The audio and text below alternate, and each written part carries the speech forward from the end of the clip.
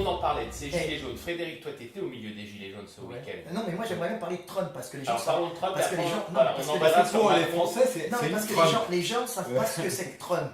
Et les gens n'ont pas compris qui était Trump. Trump, il s'est fait élire sur un jeu d'acteurs. C'est-à-dire, je suis un mec raciste, Le pas mur, trop raciste, le mur. je vais mettre un mur. Avec le Un Mexique, mur, c'est là. pour... Il va mettre un mur, et c'est pour la frime. Hein. Je suis un guerrier, je vais m'imposer partout, moi je suis viril, je suis un peu vulgaire. L'américain de base, aime ça. Voilà, il aime ça. Il retrouve un mec, peu misogyne. il retrouve un mec normal comme il y avait avant. Non, mais il retrouve le mec Ouais. de la. On n'a pas eu un président. Voilà. Aux États-Unis, il n'y a jamais eu un président comme ça. Ronald Reagan était un peu rigolo, mais on est loin de Trump. Qui est derrière Trump? Qui est derrière Trump? Trump, c'est pas un mec qui est apparu comme ça. Trump, c'est une énorme puissance économique. Oui. Nous avions affaire, ce jeu d'acteurs était fait pour plaire à un électorat américain qui en a marre des mensonges, de la politique politicienne. Je ne crois pas que ça a été un vote anti-Clinton. Mais oui, c'était un vote anti-Clinton. Pourquoi? Parce que les gens ne savaient pas, les Américains, exactement. D'ailleurs, on est dans les votes anti, hein, parce Oui. que je pense que Clinton, en fait, le vote de Macron, c'était c'est un le mensonge. anti-Le Pen. Le vote de Trump, c'est un anti-Clinton. Non, Il y a mais beaucoup de votes. C'est autre chose, le vote. Clinton, ils ont vu que c'était un mensonge, elle se faisait passer pour une personne très gentille qui venait aider les gens au Moyen-Orient, alors qu'en vérité, ce sont des luttes énergétiques. Qu'est-ce qui se passe derrière? Là, je vais l'expliquer parce que personne ne l'explique. Et c'est un truc extrêmement simple. Clinton, qui est Clinton? C'est Wall Street. Et derrière Wall Street, il y a le pétrole et les gaz conventionnels du Moyen-Orient. Donc une puissance économique énorme. C'est des luttes mondiales. C'est eux qui se battent contre les Russes parce qu'il y a les Russes. Les luttes d'influence. Les Russes veulent balancer leur pétrole et leur gaz en Europe, en Chine, et eux veulent balancer leur pétrole qui tire du sol du Moyen-Orient, qui appartient aux Américains en vérité, qui appartenait, parce qu'ils n'ont plus de pétrole maintenant, en Europe et partout. Et ils voyaient la Russie monter. Qu'est-ce qu'ils ont fait à l'époque? C'est la bande à Clinton, mais c'était ceux d'avant. Bush père, Bush machin, Obama. Et puis l'autre, comment il s'appelle? Je me souviens plus l'autre. George Bush Junior. Voilà. Et puis l'autre qui s'était fait à une pipe, comment il s'appelle? Ah, Bill Clinton. Bill Clinton. Tout ça, Par Pamela. C'était les mêmes politiques. C'est en vérité une politique internationale. Ils gèrent le monde grâce au pétrole du Moyen-Orient, puisqu'on vit grâce à cette énergie fossile. Ils savent qu'il ne va plus y avoir d'énergie bientôt. Et en plus, ils ont la Russie qui est encore en train de monter, qui a plein d'énergie dans le sol. Ils veulent la couler. Donc, heureusement, Poutine est arrivé, ils ont essayé de la détruire. Ils voient que la Russie monte. Et là, ils disent, on a plein, parce qu'ils savent, on a plein de gaz de schiste et de pétrole de schiste dans le sous-sol américain. Sauf que le sous-sol américain, il est fragmenté entre des petits propriétaires, tu sais, des Bobby Ewing, pour qui connaît Dallas, c'est les mêmes, c'est des rednecks, des mecs de la terre, tu vois, enracinés. Des beaufs. Des beaufs américains. Des Trump. Des Texans, voilà, tu sais, le pur et dur. des Trump. Ce sont mais pas des beaufs. J'aime pas Non, c'est pas des beaufs. C'est des mecs de la terre. Des mecs très pragmatiques. Des mecs de la terre, exactement. Des Des Trump. Ce sont des petits Trump partout. Et qu'est-ce qu'ils ont fait? Pour moi, Trump, Ils ne c'est peuvent pas pas leur piquer leur terre parce qu'en Amérique, vrai. c'est pas comme en France, c'est pas comme le sous-sol appartient aux propriétaires terriens. Alors ils se sont dit, ils calculent, c'est des anglo-saxons, hein, on va les niquer. Et ils se sont dit, et en même temps, on va niquer la Russie. Eh les gars, on va enlever les taxes sur l'exploitation du pétrole et du gaz de schiste, qui n'a une énergie d'avenir en vérité, et vous n'aurez pas de taxes, vous pouvez l'exploiter. Ah les mecs, on est aubaine. Les petits propriétaires se groupent en association, ils financent Schumberger et autres pour faire les puits, et ça coûte très cher l'innovation technologique, et ils mettent au point la fracturation de roches pour récupérer cette énergie qui est en abondance dans le sous-sol, mais qui est dur à exploiter, le sous-sol du monde entier, dans certaines zones. Donc ils vont fracturer, ils récupèrent beaucoup de pétrole gaz de schiste, de pétrole de roche verte, ça vient du même endroit, et ils commencent à inonder le marché. Eh oui, et à ce moment-là, la Russie qui vit essentiellement sur son gaz et son pétrole, hop, les cours de pétrole baissent et la Russie est dans la merde. Ils pensaient, et c'est voulu, encore une fois. C'est voulu. Ils ont réussi, ils n'ont pas totalement réussi, mais ils ont tenté. Ils sont là. Mais il y avait un plan à 2 niveaux. C'était fait pour récupérer aussi les propriétés des mecs. Qu'est-ce qu'ils ont fait après? Ils appellent des mecs comme Soros, ils financent des verts. Vous faites-nous des bilans, ouais, ça pollue. Oui, ça pollue, c'est dégueulasse. Mais le reste pollue aussi, hein, t'inquiète pas. Et là, ils font monter les verts en Amérique. Ils disent, c'est dégueulasse, ça pollue, regardez, c'est infect. Et là, mais c'est eux qui payent ça. Et là, il dit, oui, mais il y a un problème là, vous, le pétrole et le gaz de schiste. Ça pollue. On va arrêter... La production? Non, on va pas arrêter la production, on va vous remettre les taxes. Quoi? Mais on a emprunté, on ne peut plus vendre notre pétrole. Oui, mais ça pollue. Là, les mecs, Ils sont dans la merde. ils sont dans la merde. Et ils commencent à faire faillite. Mais qui est-ce qui veut les racheter derrière, à ton avis? Bah, l'État. Non. Les pétroles et les gaz conventionnels du Moyen-Orient qui voient leurs réserves baisser et qui sont obligés d'injecter de l'eau pour faire remonter les trucs et qui savent qu'ils sont condamnés à plus ou moins long terme à ne plus avoir de gaz et de pétrole. En tout cas de pétrole. Et là, ils commencent à faire faillite les petits producteurs, les Texans, la bande, les copains à Trump. Et Trump avait ces mecs avec lui. Et Trump, en plus, il n'aime pas les autres, il n'aime pas cette bande de Wall Street, hein, pour des raisons personnelles, sûrement quand il était jeune, il doit y avoir plein de raisons. Ouais. Et lui, il veut le pouvoir, il les déteste, en plus, il les aime pas, il a la haine. Donc il se met tous ces mecs avec lui et il essaie de prendre le pouvoir. Personne n'y a cru. Il n'a pas pris le pouvoir, comme ça, il a pris le pouvoir parce que les autres ont trop menti en disant qu'ils allaient, par exemple, au Moyen-Orient, défendre la veuve et l'orphelin contre l'islamisme. Non, ils allaient tout simplement faire des guerres pour récupérer l'énergie pétrolière. Et qu'est-ce qui s'est passé à ce moment-là? Élection de Trump, tout le monde pensait que Trump, ils l'ont sali avec les médias qui appartenaient à toutes ces bandes, hein. Mais il y avait les réseaux sociaux qui étaient là, tu vois. Et les réseaux sociaux, derrière, il y avait peut-être un peu les Russes qui permettaient justement d'organiser tout ça, parce que ce sont les pétroles et les gaz conventionnels sont les ennemis des Russes, puisqu'ils ont essayé de clouer les Russes. Bah ouais.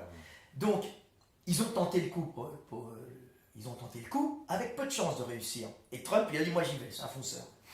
Il se présente aux élections, il joue sa comédie d'homme de télévision, moi je suis comme si, moi je suis viril, ah celle-là je l'ai bien baisée.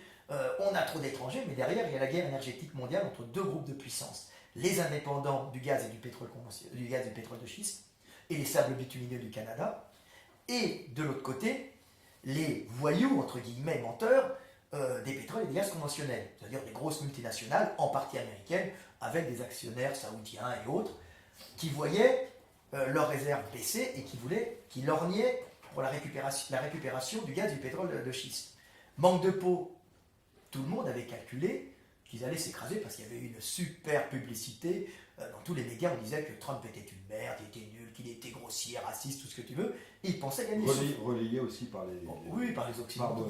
Non, mais même par le pouvoir en place. Et relayé par Obama. Par Obama, voilà. Donc tout le monde y croyait. Et qu'est-ce qui s'est passé? Les gens en avaient marre des mensonges. Ils ne savaient pas qu'il y avait cette guerre, les Américains. Ils ont dit, on va voter pour Trump. Allez, on en a marre. Au moins, lui, on sait qu'il ment pas. C'est un mec normal. Non, il joue la normalité. C'est un vrai calculateur, instinctif, mais un calculateur. Et qu'est-ce qui se passe? Même Trump ne pensait pas qu'il allait gagner, mais lui, c'est un combattant. Il va au combat, il s'en fout. Non, il ne pensait pas qu'il... À 70 ans ou 72 ans, il y va pour combattre et mourir. Il en a rien à foutre. Il a vécu sa vie, c'est un guerrier. Tu crois qu'il a été déstabilisé quand il a pris le pouvoir? Oui, parce qu'il ne pensait pas, mais c'est un mec, il s'en fout, il est tout le temps dans la déstabilisation. Il tente, il rate, il tente, il réussit, il tente, il rate. Oui, la gestion de l'imprévu, ça fait partie. Lui, c'est un combattant, c'est un mec qui s'est épanoui quand il était dans son lycée de petites têtes brûlées riches où on les faisait marcher à coups de trick. Ah ouais, c'est la guerre, c'est bon. Il a aimé l'éducation virile. Ouais. Tu vois, on l'a mis là-dedans et il s'épanouit là-dedans. Et il n'aime pas tous les précieux. Tu vois, c'est un mec en vérité, c'est un mec qui aime bien fréquenter les gros industriels américains, les Texans à chapeau, boire de l'alcool, parler des filles. Et il n'aime pas le luxe. C'est pas, quand il y a du luxe, c'est pour le montrer, pour dire moi j'en aime. Ouais, c'est oui. Pour et ils ont gagné. Et ils ont gagné. Et là, ils sont en train de mettre à l'amende le monde entier. Le monde entier, et surtout toute cette bande de Wall Street et des pétroles et des gaz conventionnels. Et là, ils sont en train de mettre à l'amende les Saoudiens. Et il est le copain à Poutine. Qu'est-ce qu'il a dit à Poutine? Il a dit, Poutine, t'as du pétrole et du gaz de schiste en Sibérie centrale? Nous, on va venir te l'exploiter. T'en as plein, on en a rien à foutre et on prend un bénéfice. Ok, mon pote Trump. Poutine et Non, mais ça a Trump changé sont... géopolitiquement. Ah bah oui, Tout c'est a une changé. inversion de pôle. Et d'un seul coup, t'as Poutine et Trump, une paix mondiale. Moi, j'appelle l'ange blond, pour rigoler, mais c'est l'ange blond. Il n'est pas gentil, mais c'est un mec positif en vérité. Mais les gens n'ont pas vu pourquoi. T'as une paix entre les Russes. T'as une paix entre les Russes et les Américains. Oui, c'est vrai. Ça. Ils vont exploiter le gaz et le pétrole de schiste. Après, tu vois, il n'en a rien à foutre de bilan carbone, parce que rien à foutre. Ça, c'est un truc. L'état de la planète, Il s'en bat les couilles. Bah, Et le principal, c'est d'avoir du gaz et du pétrole. De toute façon, je peux te dire ce que pense Poutine sur l'état de la planète. Si tu as un réchauffement de 2 tu viens de dire que Poutine, c'était le copain de. Ouais. Non, mais je veux dire Trump. aussi, il s'en fout aussi. Non. Il balance du gaz et du pétrole en pleine quantité. Et quand ça va se réchauffer, qu'est-ce qui va se faire? Ben, il y a des mecs qui vont avoir des ouragans, ça va monter au Bangladesh, mais tu as tout le Canada et toute la Sibérie, tu vas avoir 100 km de terre arable en plus, de terre à exploiter au niveau agricole. Ça, c'est tout bénef pour la Russie. Bangladesh, allez, on les rase. Voilà, et tout bénef pour le Canada, et puis les Allemands, t'inquiète pas, ils vont avec leur agriculture s'occuper de faire fructifier toutes ces zones russes. Tout le monde est copain dans cette histoire-là. Hein. Donc ceux qui en prennent pas la gueule, c'est la bande à Clinton, les Saoudiens, tu vois, ils sont dans la merde. On a un changement de puissance. Et là, qu'est-ce qu'il fait Trump? Parce que les Saoudiens, ils rigolent. Ils prenaient Israël. Israël, ils n'étaient pas contents d'être les gendarmes du monde, mais ils les prenaient avant. Aller faire chier le monde, tout ça, déstabiliser cette région, tu vois, parce qu'on a, on a des conflits avec les Russes qui essayent de nous empêcher de passer, donc on met des armées. C'était le blocage par les Russes de Syrie, Iran, pour empêcher en fin de compte le passage du gaz et du pétrole du Moyen-Orient vers l'Europe, par exemple, hein, qui est un bon débouché. Tu vois, ça coûte plus cher de les faire passer en bateau que de mettre des gazoducs ou des oléoducs. Et les Russes empêchaient ça. Les Russes sont pas gentils. Hein. Toute cette Syrie, Moyen-Orient, c'était une guerre des Russes pour empêcher le gaz de monter. On sait que les Russes, ils sont couillus de toute façon. Ils sont couillus. Mais c'est purement énergétique. Ouais. Hein. Et maintenant, les Russes sont avec les Américains. Et ça, c'est exceptionnel. Ça. Et la Turquie est avec les Russes. Elle a changé. C'est la première fois. La Turquie, nous on a des amis qui sont en Turquie, c'est un peu chaud. Non, mais la Turquie, elle est avec les Russes. Et avant, les Kurdes, ils étaient avec les Russes parce que ça permettait de déstabiliser la Turquie qui était avec les Américains. Maintenant, la Russie, elle a abandonné les Kurdes parce que les Kurdes, ils rêvaient d'un État nord-turc au Irak où ça devenait une superpuissance régionale avec du pétrole du Nord-Irak et des terres agricoles sud-turques. C'est les cocus de l'histoire. C'est les cocus de l'histoire. Abandonnés par les Russes. Tu vois, les Américains avaient été.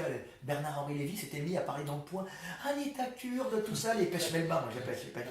Les peshmerga. Les peshmerga. Mais en vérité, c'était les peshmerga qui étaient utilisés à la base par les Russes. Et après, d'un coup, les Américains qui étaient contre, ils les ont voulu, parce que les Américains étaient avec les Turcs. Ah, on va créer un barrage, on va essayer de créer un barrage contre pour pouvoir faire passer du gaz par les Kurdes. C'est de la politique, énergétique pure et dure. Mais là, ils ont perdu. Ils sont morts. Et maintenant, notre ami Trump, qu'est-ce qu'il fait? Il met à l'amende les Saoudiens parce que le problème, il n'y a plus de guerre. Qu'est-ce qu'on fait s'il n'y a plus de guerre? Il y a le complexe militaro-industriel qui part en couille. Et ça va faire du chômage. Et comment il se fait élire, Trump? Quand il n'y a pas de chômage, en Amérique. Et quand tout le monde est content, son barbecue, sa grosse voiture, et c'est l'appel du peuple. Hein, du pain et des jeux. Donc il faut faire travailler les gens dans du complexe militaro-industriel qui ne sert à rien. Donc qu'est-ce qu'il fait? Ça sert quand même, mais pas tant que ça. Il appelle les Saoudiens et dit « Hé, du con ». C'est comme ça qu'il parle. Oui, c'est comme ça qu'il parle. Hé, du con. Non, il lui parle comme ça. « Hé, du con ». Il parle au nouveau prince, là. Je vais t'expliquer quelque chose. Là, on est en train de financer ton opposition. Alors, je vais t'expliquer. On va lui mettre des armes et tout, et ils vont venir chez toi te trancher la gorge. Alors, si tu ne nous achètes pas, alors d'abord, tu vas nous vendre ton pétrole pas cher. Le mec dit, mais on commence. Tu nous vends ton pétrole pas cher. À ce moment-là, le Saoudien, qu'est-ce qu'il fait? Et toute la bande des pétroles qui sont derrière, c'est des grosses sociétés actionnaires. Les actionnaires de Wall Street, des Américains, qu'est-ce qu'ils font? Ok, on va te le vendre parce qu'ils ont ça ou l'égorgement par l'opposition. Donc, ils leur vendent pas cher contre les dollars le pétrole, le reste du pétrole saoudien. Et puis Trump, qu'est-ce qu'il fait? Il imprime du dollar. Tiens, il lui envoie des valises. Alors l'autre, il lui achète son pétrole. Et Trump lui dit, au fait, j'ai oublié de te dire un truc. Les dollars qu'on t'a filés là, tu vas me les renvoyer, tu vas nous acheter plein d'armes. Il n'y a pas la guerre. Ah ouais, mais t'as l'opposition, là-bas, te la faire venir, ils vont te trancher la gorge. Et tous les dollars qu'il a imprimés, il lui vend plein d'armes pour faire marcher le complexe militaire ou industriel américain et pas faire de chômage. Tout le monde est content parce que c'est ça qu'il fallait utiliser. Pourquoi ces industries? C'est des milliers et des milliers de personnes. Et il lui vend des armes, de toute façon, qu'ils ne pourront pas utiliser parce que les systèmes. Ils ne savent pas s'en Ils servir. savent pas s'en servir. Les systèmes informatiques qui sont dedans, d'abord, c'est des techniciens américains qui les connaissent. Ils les rendent complexes exprès pour C'est qu'ils des ne armes l'utilisent pas. factices. Et puis, s'il y a un problème, ils appuient sur un bouton Et et ça l'avion marche tombe. plus. Voilà. Hein. Donc, tu n'achètes toutes ces armes et les mecs sont obligés. Alors, je ne sais pas la véracité Non, non. de tout ça. Et les mecs. Mais j'avoue que c'est assez Ah non, mais- folklorique. Non, c'est indéboulonnable. Non, mais tu regardes les cartes des localités. Non, mais, Tu regardes qui est-ce qui non, est mais je derrière trouve ça, le gaz ça de passe schiste, enfin, très qui est-ce qui est amusant. derrière le gaz de schiste, qui est avec les Américains. Et comme ça, tout ce que j'ai dit sur les Saoudiens, là, ça s'est passé récemment. Mais regarde, mais je l'avais dit avant. Non, mais c'est même Donc chaud. maintenant, C'est je même rigole. chaud là-bas, Bien on parle le pas. sujet. C'est chaud aussi Et entre donc, l'Iran il laisse, l'Iran et Israël, c'est chaud aussi. il laisse quoi? Il laisse aux Saoudiens la possibilité d'investir en France pour acheter les hôtels de luxe. Le luxe. C'est un pour riche, quoi. Voilà, pour y tiens, vous avez plus le pétrole, maintenant vous allez devenir des marginaux économiques. On vous laisse en France la possibilité d'acheter toute l'avenue des Champs-Élysées et, Comme le Monopoly. et les boutiques de luxe pour les connards de Français. Et si on y venait à ces connards de France? Ah non, Alors, venons aux Attends, mais je vais aller gilets plus loin. C'est là on est. Ils ont essayé de déstabiliser Trump en lui balançant les gaz, tu sais, ils ont mis de l'ammoniac, tu sais, c'est les gaz de moutarde, et ils ont balancé ça. En vérité, c'est pas Trump qui l'a fait, c'est pas les, comment il s'appelle, Assad, c'est pas les troupes d'Assad qui l'ont fait. Là-bas, c'est des guerres tribales. Ils ont payé des mecs pro Assad pour balancer du gaz, c'était de l'ammoniac, un fort d'eau, je crois, sur les ennemis, pour dire, regardez, vous intervenez pas alors qu'on attaque les droits de l'homme. Sauf que notre ami Trump, il est pas con. Il appelle Poutine, Vladimir, appelle Assad. Tu me vides une piste d'avion, tu enlèves tous les avions de Assad, de notre pote Assad qui est avec nous, parce que c'est son pote maintenant, Assad. C'est lui qui nique les pétroles et les gaz conventionnels. Avec Trump, c'est les ennemis. C'est une guerre américano-américaine. Tu me vides la piste et on envoie 39 Tomahawk. Ok Trump, merci Vladimir. Il appelle Assad, Assad vient à la piste, et 39 Tomahawk. Et puis il y a Trump qui arrive, il dit, moi, je suis Superman, je nique Assad, enculé. Puis Assad dit, oui, tu m'as niqué. Il n'a pas niqué du tout. Pareil, il avait tout prévu, Il faut absolument passer pour un mec super viril. Parce que mais non, mais c'est l'électorat, c'est un mec de télé. Oui, non, mais. Qu'est-ce qu'il fait? Qu'est-ce qu'il fait fait? Il appelle Kim Jong-un, comment il s'appelle le mec de Corée du Nord? Kim Jong-un. Kim Jong-un, tu vois, le petit obèse. Redis-le. Kim Jong-un. Voilà. Alors, il l'appelle pas directement. Il appelle le dirigeant du Parti communiste chinois, le président.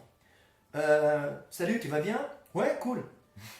Tu dis au petit gros là, qu'il fasse le méchant, qu'il envoie un missile et nous on va le menacer de guerre et de destruction. Ok.